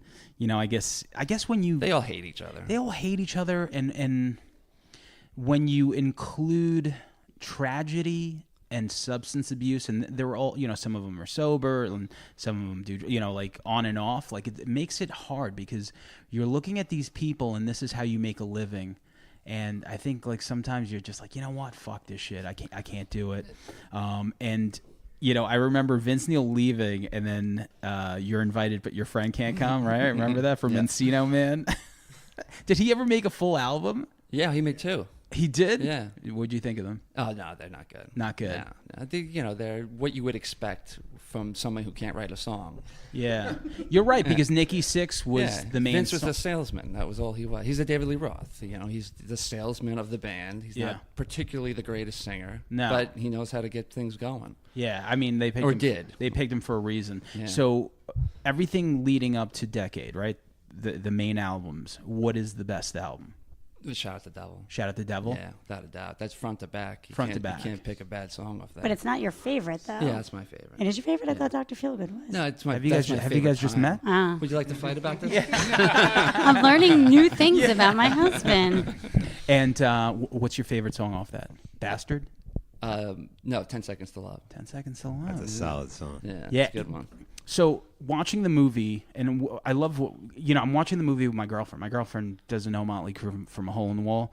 And after the movie, she's like, that movie was fucking awesome. And she's like, and now I want to listen to Motley Crue. Do you know how much their iTunes account has just blew through the roof? Yeah. 900% jump in their sales. They have the number 10 record on Billboard right now. Wow. Like right next to like Ariana Grande. It's crazy. Yeah. Yeah, because that's the power of... The soundtrack? Yeah. Wow. Yeah, they what'd you think of The Dirt, the song? It's cool. It's cool. It's the best of the 4 that they put out. I thought so. Yeah. And then they... What about the Like a Virgin? What do you think? That's a bad scene. I liked it. Really? I kind of liked it. The music is cool, but it just... And it's funny that Motley Crue is singing Like a Virgin. Yeah. That's about where it starts and it's ends. funny that anyone's singing Like a Virgin, to be honest with you, except for like, I don't know, Michael Jackson, maybe, I don't know. Yeah. What did you think of their... All right, so Shout at the Devil. Now, did you keep up... Like, listen, for me, I'm a big Weezer fan, and I stuck with them through thick and thin, and they were terrible. Like, arguably, like Motley Crue, they made 2 great records out of the gate, had a great B-sides collection, and then everything after that's been kind of questionable. Post Decade of Decadence, what do you think their best piece of music was? Well, I stuck through it all. Of course, like I did. Yeah. I mean, it's been hit and miss since then, though. But the Saints of Los Angeles was really good, though. I think everyone I seems to agree. like that was right? a good album. That was supposed to be the soundtrack to The Dirt in the first place. Yeah. When because this movie's been trying to be made for 15 for a years. while. So that was supposed to be, because if you go chapter by chapter, in the chronological order of the album is almost the same thing. It's like they start out and they're fighting for their lives, and at the end they're like going out swinging. That's it. Yeah. Calling it a day. They're done. And that's pretty much what happened in the movie. So. Now, did you catch them on their final tours? Yes. Yeah. Yeah? How was it? Yeah. I felt like Nikki was dialing it in. Yeah. They looked bored. They looked like they were doing it because they had to Going do through it. the motions. Yeah. Yeah. How was the set list? Oh, it was fun. It was Yeah, cool. I We had a mean, great it's... time. But, Vince Neil sings 3 words, basically. He does. It's bad. Yeah, and at that point, like, you kind of don't want to see your favorite band do that. Like, I would rather not see them play. Well, that's what I said. I was like, I'm glad that you just called it a day. Yeah. I mean, they're my favorite band, but they got to just stop. At some point, because it's just, you're not, like... It's not good anymore. It's not there, so... okay, cool. Anything you guys want to add to the Dirt? I love the guy that played Ozzy. I thought that was fucking great. The Ozzy shit? When he came out, I thought it was Ozzy. I thought it was fucking Ozzy. And just like when he bends over and the money's in his ass. And I was fucking cracking up. They got all the actors did such a good job. Yeah. That guy who played Nicky Six actually did Boy George in the movie. I believe it. Which He's is kind of cool. Pretty I thought motherfucker. I actually tried to look it up the other day.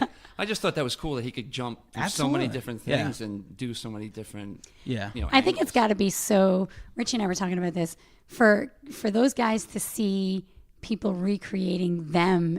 I can't even imagine what that must feel like. And Machine Gun Kelly was so good as Tommy Lee. I don't care what anybody says. I mean, again, not the hugest Crew fan, but Tommy Lee was always my favorite of the Crew. And watching that movie, like, it made me fall in love with the Tommy Lee from the 80s that I loved when I was like 16. Was it his disgusting leather Speedo? It's just that, like, that, like, goofy, like, he really captured that goofy personality and the, like, happy-go-lucky. I thought it was great. Yeah. They were the whole reason I wanted to be in a band. I didn't want to be in a band to play music. I wanted to be in a gang to have fun with guys and get in trouble together. That was it.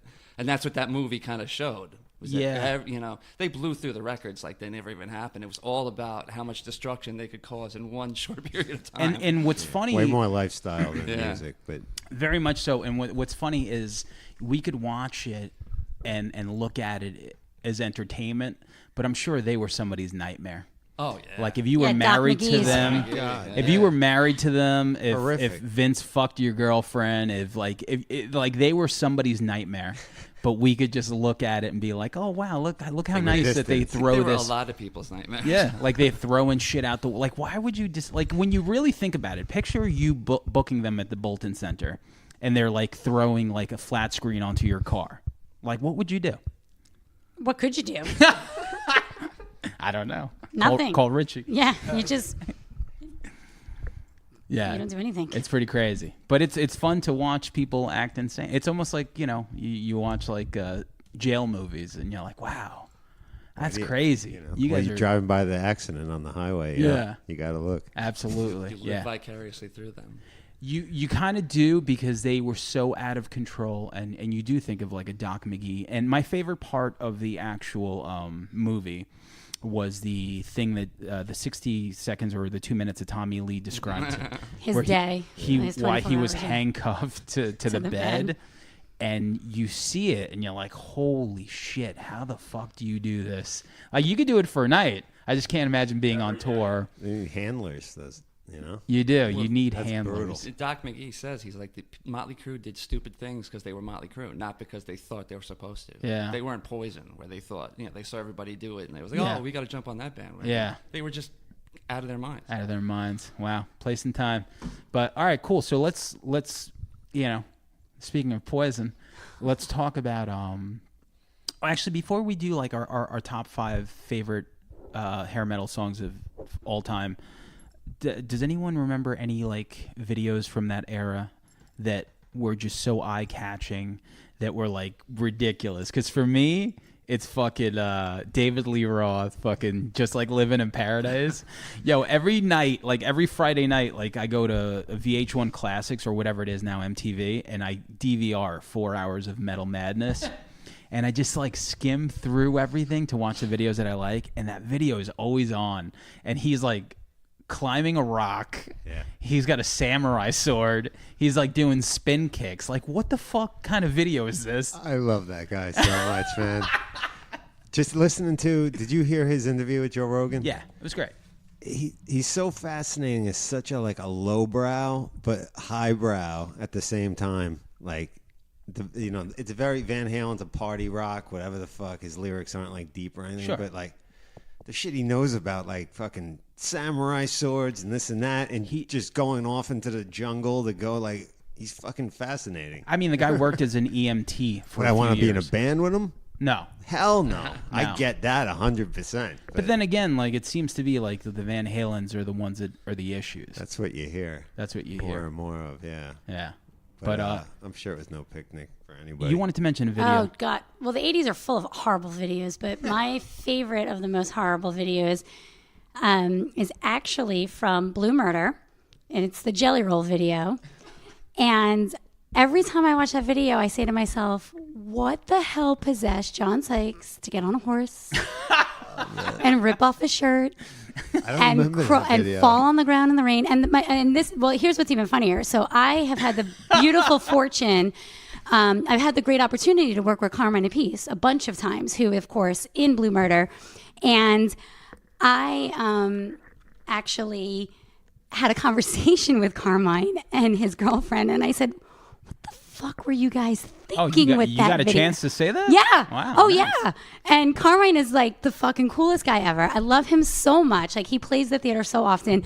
And he was just like, the 80s, like it was like, he's like, I don't know. And I was like, but seriously, like, who talked you guys into that? I'm like, this video is so ridiculous. Like, and my favorite, of course, like, because I'm so animated, I'm legit like in my theater, and I'm like, Carmine's next to me and his girlfriend's next to me, and I'm like literally imitating the scene where John Sykes gets like on the floor, because she had never seen the video. And I'm like, how do you live with like rock and roll's greatest drummer and have not seen his worst video? Yeah. And she's like, I've never seen it. It's so it's what's crazy is that you actually got a chance to ask that question. Like, I've never, like, if I see David Lee Roth, I don't know if I have the balls to be like, yo, why'd you have a samurai sword during this fucking video? It was not the first time I had met Carmine, so I think that I had the courage to do it, because at this point, we are on the first name basis, and he's been at the theater a lot of times, and I just truly couldn't hold back, because I was like, that video is so bad. I gotta let her borrow Black Roses if we're gonna talk about Carmine. You ever see Black Roses? Ritchie, you're a big horror So fan. Carmine's coming back in June. Vanilla Fudge will be playing the Bolton Center. Carmine is in this movie. Is he? That I'm talking about, and I actually. Oh, that's right. Yeah. And I went to the illustrious Kiss convention last year in Plainview, and Carmine was there, and I slide the soundtrack over to him, and literally his reaction was, "Huh." Didn't even know what to say. Yeah. Yeah. I think I had him stumped. Like, I don't think he was expecting. I don't even know if he remembered making that video, but I really, like, for me, that video is just, there's everything so wrong with it, but it's so right. So great. It's so great. And the beauty of YouTube, like you were watching downstairs, is you could pull these things up, and it's such a like time capsule that you do like certain things. You're like, wow, you're like, what was going on? Like the Motley Crue "Too Young to Fall in Love" video. It's like, why were you guys like in like Asia or something? Like, what's going on here? Like, why does this exist? So let's do top 5 hair metal songs of all time. I guess we could kick it off with our guest. Oh, I get to go first? Yeah, number 5. Ooh, all right. So I gave this a lot of thought. And for me, let me see. Number 1, they're not going to be in any particular order. Yeah, no, before we start this, there was that thing where we were thinking, like, what constitutes hair metal? What constitutes... We had this conversation. Oh, did you? Yeah, Ritchie and I, yep. Oh, what did Ritchie have to say about this? Well... do you consider Guns N' Roses hair metal? No. Yeah, see, me either. So even Motley Crue's kind of I like said the same thing. Oh my God. Yeah. This was the exact conversation the two of us had earlier. He's like, I don't know if I can even count Motley Crue. I'm like, I would, but sections of Ozzy that was hair metal but wasn't. Ultimate Sin. People consider Ultimate Sin. Ultimate Sin. Well, Shot in the Dark was on before you guys came here, and he's like, well, this song would be, and I'm like, yes. And that's like it's probably my favorite Ozzy song. Here's the thing, though. Word. That's like fat Roses, housewife Ozzy. I consider that fat housewife Ozzy. Yeah, he had the robe in Clandestine Civilization too, cooking the fried eggs. Yeah.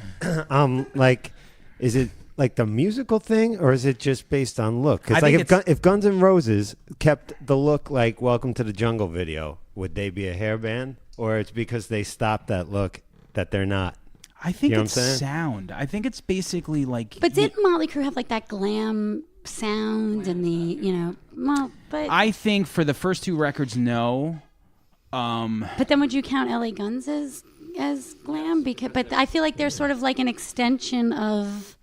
like Motley Crue. I don't know. Like, it's one of the toughest subgenres. I'm serious. I can't even believe we're really having this dialogue. Like, Brian's over here looking at me like, really? You're like, that's a doom. We're really talking about hair metal. This is like, there's a lot of variables. It depends on. So basically, the criteria that I went with this for myself is I picked 5 songs that I think would be straight up bangers. Like if we had a party and like somebody wasn't familiar with the genre, these are like the top 5 that I'll put on. So someone would be like, yo, I fucking love that song. Oh, now see, for me, it was You do the your top, thing. but for me, it was like the top 5 that meant something to me in that time frame. Absolutely. But again, No, for you. you know, but see, for me, my first choice would be Tesla Paradise. But again, is it Glam? I don't know. Like, they were always sort of different. Jeff Keith's really ugly, so maybe. Yeah. I kind But of that felt like song- any of that 80s popular rock kind of I falls can't. into This is the the... most anyone's ever dissected this ever. We agonized over this. We did. All right. So, what's your number 5? My number 5. All right. Well, they're not really in any particular order, but Tesla's Paradise Okay. is one for me. Very cool. Oh yeah. I mean, if Ritchie wants to be involved, pick. You know, they don't have to be in order, but 5 in your head and give us one. Cherry Pie. Cherry Pie. You know what? I fucking love Warrant. They didn't make my top 5. Favorite song, but like as you say, the song that everybody knows when it comes on. Yeah, for me, like, I love Dirty Rotten Phil. You know what? Janie Lane was just a great songwriter. He was a great songwriter, and if you took away like the kind of like the cheesy stuff from it, like the actual songwriting is very good.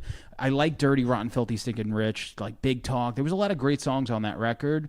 Sometimes She Cries is really good, but Cherry Pie, there was something about it. Like the songs were just extra good. I really loved it. I remember, I still in my head have Ode to Tipper Gore, which was just like, I don't know, you got to just listen to it. But I always thought he was a great songwriter. And then even after, I thought Dog Eat Dog had a lot of great songs. I thought that they might have changed and gone a little heavier, which was stupid. But Machine Gun was a good single, but he was dressed in leather. And I feel like once you start changing your sound, it was just like the kiss of death. But Cherry Pie, if you put that on at a party, it still hits. He was such a good songwriter, though. Even beyond that, the records that nobody cared about, Yeah. he had so many good songs on there. Yeah. But nobody cared. Nobody but me. cared. Yeah. That's about it. That's all right. Yeah. And even further than that, he did an acoustic record. He's just such a good songwriter. Great songwriter. But I was stuck in a cheesy band. That was basically what happened. I blame Jerry Dixon. Langan, number 5. The Eyebrows. Brittany Fox, Long Way to Love. God damn. Love Fucking that dick. song. Do you really? Now that's What's that? now that's hair metal. Are you going to call out Pretty Boy Floyd next? Sick. I got enough's enough next. It's a band that, they had like a brief blast through the stratosphere. That was it, which there was a lot of those bands, I think that song and Girl School, those were their 2 songs they got on MTV. It's a fun, bubblegummy pop rock record with a great riff. Those guys are ridiculous looking. Don't get me wrong. But yeah. But Which it's a one would great you fuck song. out of the 4? The bass player. Okay. Because I could get the bass player, not the singer. Aim please. low, aim low. Parker, number 5. Def Leppard and Armageddon it. Plain and simple. You fucking throw that shit on, fucking everybody's happy. That's it. That is true. That is true. Man, I have 7, so I guess I'm gonna have to really figure it out here. I hear you. I wrote so much shit down here. I lost my paper. You lost your homework. Yeah. Okay, so I guess I'm gonna go. I'll go Rat. I think One Step Away off of Detonator So good. is a real like if I don't know, Butch Walker played that song today. If that song was presented somewhere like on The Voice, I think it would be a hit. It was a great song off of Detonator, the best song I think.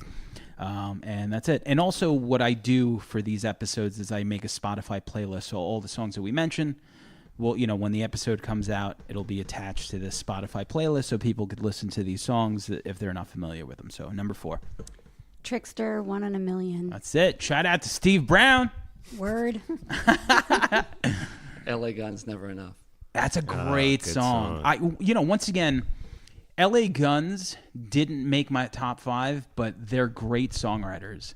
Like Phil Lewis and Tracy Guns wrote great fucking songs. Even like Hollywood Vampires, like Kiss My Love Goodbye, It's Over Now. Like those songs are really good. Their debut record is fucking way solid. Never man. Enough, Yep. probably the best song. So, Langan. Let's see. Well, number 4, I went with Dawkins, Tooth and Nail. mainly the guitar solo on it. I remember it was my guitar teacher's answer machine. I remember hearing that, and I'm like, I fucking want to learn how to play that lick, that solo. Because George Lynch is one of my favorite players of all time. He's Don Dokken is a bit ridiculous. His voice is like thin as paper, and but True story. But pound for pound, that band was talented. Jeff Pilson's a great backup singer and bass player. George Lynch is a god on guitar. Mick Brown. True story. Ritchie and I were coming back from a trip from Vegas, and Dokken was sitting behind us on the plane. Get out of Nice. here. I swear to God. And only we knew that it was Dokken. And Mick Brown? Yeah. Did you try to tell everyone on the plane, and everyone was like, "Who?" Yes. Hey, just Google. I tell you, like preparing for this episode and like reading up, like going on Wikipedia as I'm listening to albums and shit. And Yeah. like, God, the lawsuits of every single one of these bands. Yeah. Dokken was one. Rat, L.A. Guns is ridiculous. Like the incarnations of the band where like 5 different guys want to use the name. Wikipedia has 2 LA Guns pages. One is just dedicated to the people that have been in the band previously. Really? Yeah, well, you know, It's because insane. you, I don't know, Great but White. like Every single one of them like- sue each other. Like, and like I was saying before, like here you are with a fan base that's dwindling, and you're gonna divide it in 4. Like, yo, you should be blowing every single one, like every single person that comes to your show. If you're fucking Juan Crocier from fucking Rat, like if you get 15 people at the door, like really, like at that point, it's like, yo, let's get the band back together. Like it must be horrible riffs, man. Because I mean, and like Morrissey and Marr, there's like 8 million of them in this scene. Yeah. It's like they just don't want to get They just back won't get together, back even together, for yeah. that. But like, Yeah. God damn, how many lawsuits! Shout out to Holy the Smiths for making it into this episode. So Hair metal. Langan. I mean Parker. 4. Wild Side. I mean, we just fucking talked about it for 3 reasons. I mean, the guy's going around in a fucking upside down, fucking circle, doing a goddamn drum solo with the fucking, wearing a safety harness. Number 2, they used to play that shit at the fucking Gravitron, so it fucking makes me think of my fucking childhood. And number 3, Yes. that was the song that kicks in my favorite fucking switch up movie, which is Like Father, Like Son, when fucking Kirk Cameron fucking knocks the kid out. Thank you. All right, you hear it here. All right, my number 4 comes from one of the best albums from that era. Arguably, maybe hair metal, maybe not. I don't know. I don't care. Skid Row, Making a Mess off the self-titled. Aside from Rattlesnake Shake, that record is fucking solid. So solid. Not a bad song on there. I remember winning the cassette in Asbury Park. I don't know, throwing a dart or some shit. Yeah, no. Like, you know how you win the goldfish? Yeah. That's how I won that for Skid Row. Way better. And yeah, Way better than that. every song, I could still listen to it today. Big Guns, Sweet Little Sister, Can't Stand the Heartache, Piece of Me. That's another band I wish could put aside the differences. Yeah. They won't get back together No. either, no matter what. Because Sebastian's a pain in the balls, I heard. He seems like... I read an interview recently, though, because he's like, how many singers have they had? Am I really the pain in the I ass? mean, that's a, Very true, though. that's a good Give him that. point. But still, like, I mean, he can't be fun They to played work. at the that food truck festival. The Black Label was there, and they had the singer from Love TNT, Oh, TNT. Tony Harnell. Tony Harnell. Yeah, and I heard that he was a disaster too, like a whole bunch of fucking problems. Yeah, and shit. they got to But, get the guy from the Sleazebees. Clearly, Michelle, number 3. So throwing in some Bon Jovi, I Die For You. I died for you? Yeah, that was always one of my favorite. Really? Yep. power ballad. Wow. I was thinking I'll be there for you. No. That's the shit right there. Okay, I die for you. Bathroom Wall, Faster Pussycat. Good one. Really? Yo, I saw them play, funny enough, with LA Guns when they played Mulcahy's. Yeah. Well, Fast Pussycat was okay. I thought LA Guns really smoked. Like, I thought they were fucking fantastic. So, Langan, number 3? White Snake, Still of the Night. Love that. Obviously, very Zeppelin heavy kind of sound think? to that one, But I'm a huge. It's funny you were talking about Blue Murder because I'm a huge John Sykes fan. He's one of my favorite guitar players ever. And they, that album was so massive. Yeah. What was it? 87? Did that come out? Yes. But John Sykes was a big reason that record, those songs. Great. And after it was recorded, I think Coverdale fired the whole He got band. rid of the whole band. And I think there was a funny episode of That Metal Show with John Sykes on there explaining, but I guess it all didn't get along. But yeah, everyone was out, but I think Adrian Vandenberg was on the record, and then he was still in when they retooled. But anyway, Still the Night, because I love the guitar lead, and I love the whole breakdown with the fake guitar violin playing. I like that, but the record after Slip of the Tongue was fucking fantastic. Yeah, there was some really good songs on there. That would have been like in my top 10. It didn't make my top 5, but Slip of the Tongue had some really catchy songs, and it had that one very Zeppelin song that I can't remember, Judgment Night or Judgment Day. Yeah, that's what it was. So, Parker, number 3.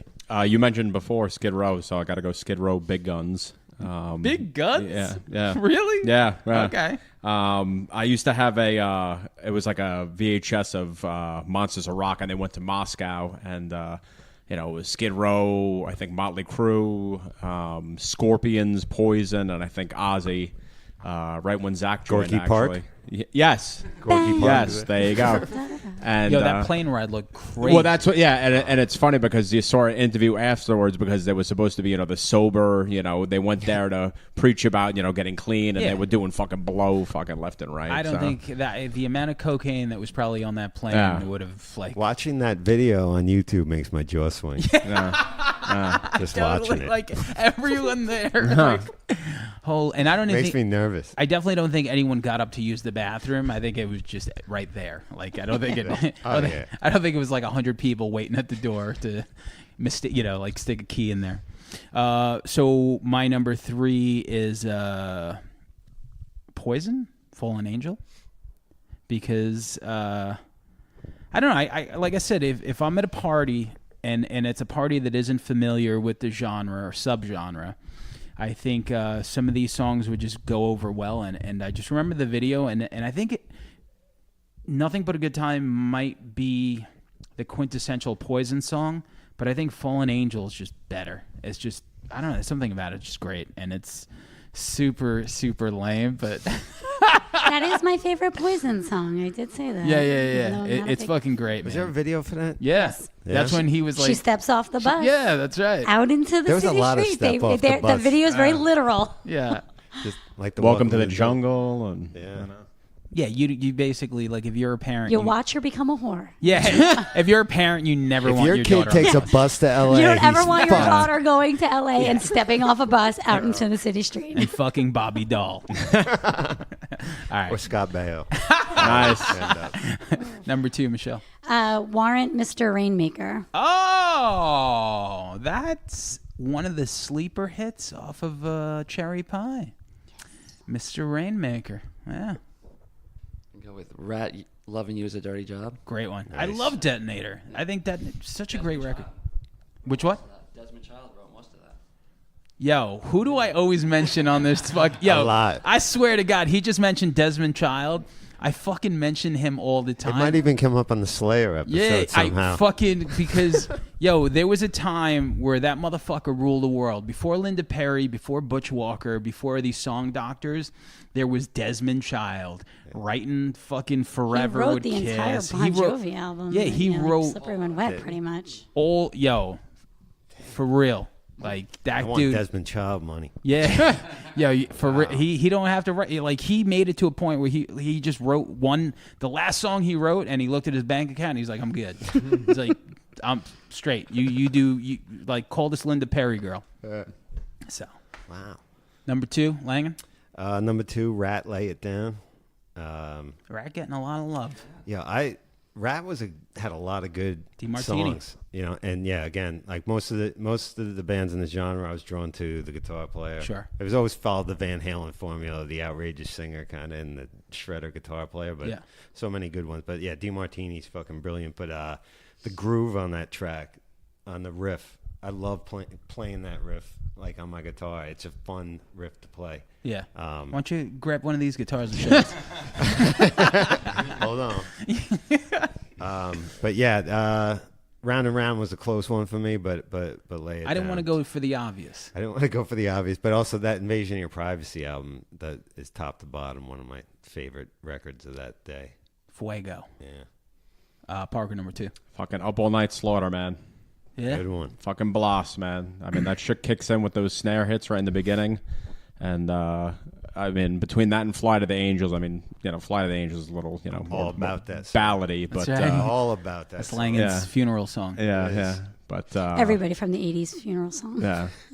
That shit wails. That's definitely on my fucking party mix. I remember, so they were one of those bands that came at the tail end. Like they almost came, like they were like the, like the last child. I meant like Mr. Mr. The last. You're thinking of Mr. Big, by the way. I was, yeah. I was about to say Mr. Mr. Mister's like some other shit. Yeah. But they Slaughter was like like your older, like your youngest fucking sibling, like when your parents go broke, like you were there when your parents had money, and then by the time they had your brother, like your He's forgotten about. No, your parents just blew their money on coke and hookers, and they fucking had a gambling problem. So Slaughter was in at the tail end, and that first record was great. When did their first record come out? 89 or 90, 89, 90. Spend My Life was on there. No, there was Spend My. Oh yeah. Yeah, Spend My Life, Burning Bridges. All those songs were really catchy songs. Probably Mark Slaughter and Dana Strum had like that pedigree, where they came from. And the second record was great, but by that time the world moved on. The Wildlife, right? Yes. Okay, enough of that. Number 2 for me is our favorite song. Mr. Big, Green Tinted 60s Mind. I don't know how Parker read my mind. There you go, Mr. I got to listen to that song. That song song's is made so a lot great. of appearances. That song I don't even know what to say about that song. It didn't make my list because I had a feeling it would make Sam's, but oh man. That song is the least most hair metal song ever. It sounds like a Beatles song. Yeah, it's just so good. It sounds like One in a Million by Trickster. Like it's just a pop rock song. There's nothing aside from like Paul Gilbert's like fucking shredding or like cool guitar part. Great melody, great song. I could listen to it now. I still know all the words thanks to Hit Parader. That's right. At the very end, you'd read the lyrics in the back. I got that. Yo, number 2, I can't wait to throw that motherfucking shit on that Spotify playlist. Have all you guys listen to that fucking shit. So that's number 1. So one of my favorite bands from that time, Slaughter, Mad About You. Oh, Nice, yeah, that's good one. Same, Yeah. yep. I wanted to marry Mark Slaughter. I got when that was shit on the really young. instructional video. You ever want to learn how to play it? I think she's good. Big shock here, Dr. Feelgood. Dr. Feelgood, Rat Tail Jimmy, Secondhand Hood, Deals Down Hollywood, got a 65 Chevy primed with flames, traded for some powdered goods. Jigsaw Jimmy. Yeah, Jigsaw Jimmy, running gang. That album got Bob Rock the Metallica job. Yeah, that's Yeah. right. Right? And It was Yep. that sound on the intro, right? Yep. Feel good. They're like, come ruin our album. And later play bass for us. And later play bass for us. But yeah, Dr. Feelgood, you figure I was 11, so that was the one that I got Shout at the Devil first, but Dr. Feelgood hit because I thought Girls, Girls, Girls and Theater of Pain kind of sucked. Go give them the mic because actually, They only had 2 good songs on each one. Yeah, That was right? it. They were bad records, but they had 2 massive hits. Because Home Sweet Home is just fucking massive. Girls is a runaway hit. Yeah. So was Wild Side. I really hated that cover. They just stepped in shit, basically, on 2 albums. Those 2 albums were great, especially looking back. That first record, like one of my favorite bands, the Get Up Kids, they covered On With the Show. Just really cool stuff, like to listen to those songs now. Then they had the 2 Missteps, and then they got Dr. Feelgood. Well, the Dr. Feelgood was, that was like you said, I was like 12, and I was like, oh my God, who are these guys? Yeah. Rattlesnake great. Shake was on there too. It's a really important record for their career because if you think if like that didn't work, like that's when they finally got sober, Yeah. right? Yeah. And if it didn't work, I mean, like they were headed to oblivion. You know what I mean? They were. They might have been, but like that was like second Win City right there. Second Win City for sure, and it just hit like right at that right time. Like they got that last grab. Yeah. 89, 90. and then from there They were the biggest band in the world at that time. At that time, yeah. And then between them and Bon Jovi, it was. That's our push-pull between our relationship. Well, yeah, those are two massive ones. I remember Same Old Situation, that video, because there was this one guy, and he was cross-eyed, and he was in the video, and he was so like he was in the crowd, and I would always just focus on him because he was probably yelling Motley Crue or Slayer, one of the two, and his eye was crossed this way. You know, shit was so good. But Lang at number one. My number one was, again, like this band sometimes teeters on the hair band, whatever, but I think they kind of kicked off the genre a lot too when they came out. But Def Leppard's Photograph. I didn't add them because I just didn't feel like Pyromania was, so I left that alone. Yeah, I was on the fence. Yeah. Great song. One of the best songs ever written. It's really, that's what I think. It's just a perfect, the hooks, the bridge, the chorus, the sound. It's so fat, and the tone. It's perfect. It's a perfect rock harmonies. Record. Yeah. Mutt Lang, baby. Yeah. But that's one of my favorite albums of all time. One of the first cassettes I've ever owned in my life. And yeah, it's borderline with the hair and stuff. But I'll give it to you. Def Leppard coming out and that early thing was kind of, you know, I'll give it to you. Early, ahead of the curve. Ahead of the curve. Yeah. Parker, number one. Fucking save the best for last. Fucking Fred Cupcake Curry, man. Fucking Gypsy Rose is gonna take you home by motherfucking Cinderella. Why is that so fucking funny every fucking time? Like Cupcake Curry. Dude. I was listening to the Ricky Rackman podcast. Yes. How is that? It's great. not bad. Yeah, it's pretty good. Yeah. So, do you listen to podcasts at all, Ritchie? No. You guys really should. There's And something funny because we're on one now. Yeah. So Ricky Rackman has one, and he tells these stories from the cat house and all this other stuff. You know, really simple, like 30, 40 minutes stuff here. And, you know, he always brings up Fred. Like, I don't know why, but I just remember from watching Headbangers Ball, he calls him Cupcake. We didn't even know why. It just stuck. I'm like, oh, you're Cupcake Curry. Oh, shit. All right, my number one is actually a cover, but it's a karaoke song. And it's a band that's really good. They're kind of like a hard rock band. I don't know. This is a great song. Great White. Once Bitten, Twice Shy. Oh, nice. Yeah. Like you put that shit on, I know every single fucking word. It's not even their song, but they had some really good songs. They made it their song, though. I mean, they really did. You ask somebody that probably grew up in the 80s like us, truthfully, probably didn't even know that it wasn't their song. Just like when White Lion did Radar Love, you know. I mean, again, you know, we know now Golden Earring, but back then I didn't fucking know. Like you didn't know because there unless you looked at the cassette and saw that it wasn't their last name, it wasn't like, you know, there wasn't like Google. You couldn't just be like, oh, this doesn't sound like their shit. You're just like, oh, Once Bitten, Twice Shy, you know. And then it's just. Man, I don't know. It's fun, man. You put that shit on at parties. You know, girls could dance to it. Guys could just They think they're Bobby Brown. Yeah, you know. She made her way through the 80s. They got the backup singers and all that other shit. So that's my shit. Okay, cool. Good list. That's it. Yeah. So we did it. We finally got Michele on the show. Thanks, guys. Thank you. And so fun, and thanks for hanging out at my house. Absolutely. Thank you, Ritchie, for doing the guest spot. And that's about it. Anything? 3 o'clock highs next.